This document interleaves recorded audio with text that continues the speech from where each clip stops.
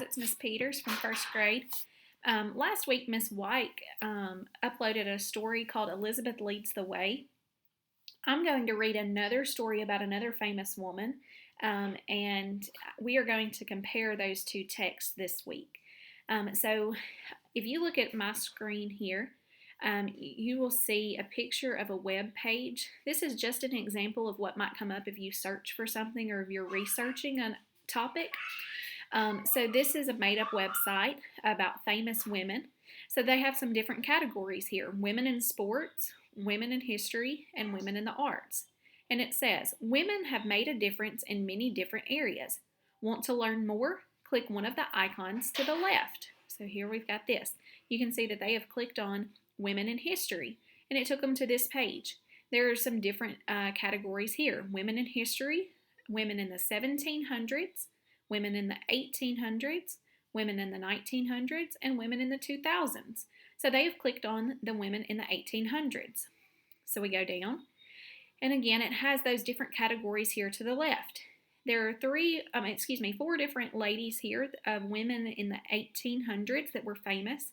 Here's Elizabeth Cady Stanton. This was the Elizabeth that Miss White read about in her story.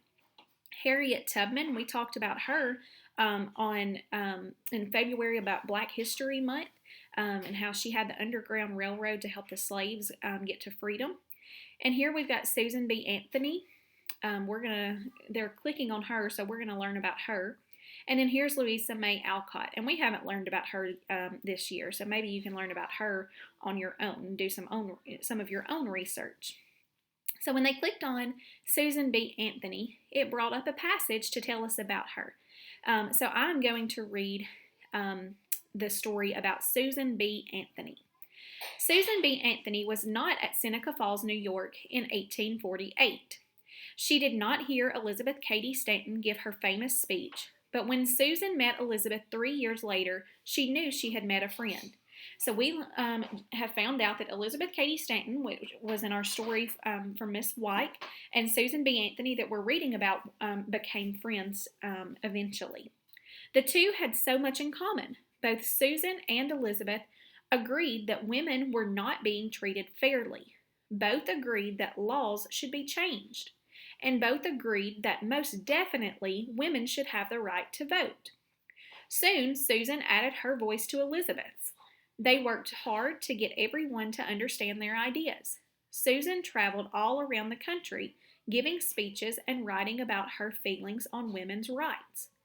Many men and women listened to what Susan had to say, but not everyone agreed with her. Some people yelled and threw things. Once, Susan was even arrested by the police. This did not stop her.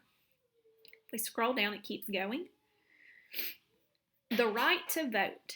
Year after year, Susan continued her work. So she persevered. Even though she went through hardships, she was arrested, she continued to do her work. And little by little, she convinced many people that women should be able to vote.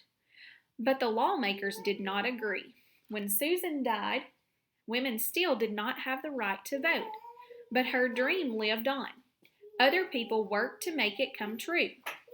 Finally, in 1920, a new law was passed. Women had the right to vote. People knew Susan's work had made it possible. A special coin. So this little part right here is a headliner that tells us about the next topic.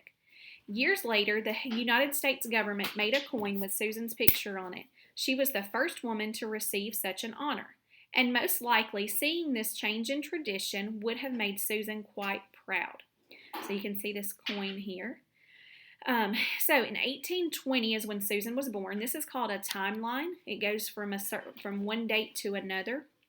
From this one, it goes from 1820 to 1979. So then, a little bit later, 1851 is when Susan meets Elizabeth Cady Stanton. Move on a little bit farther. In 1906 is when Susan died, so she lived a long life. In 1920, so that's 14 years after she died, women finally get the right to vote.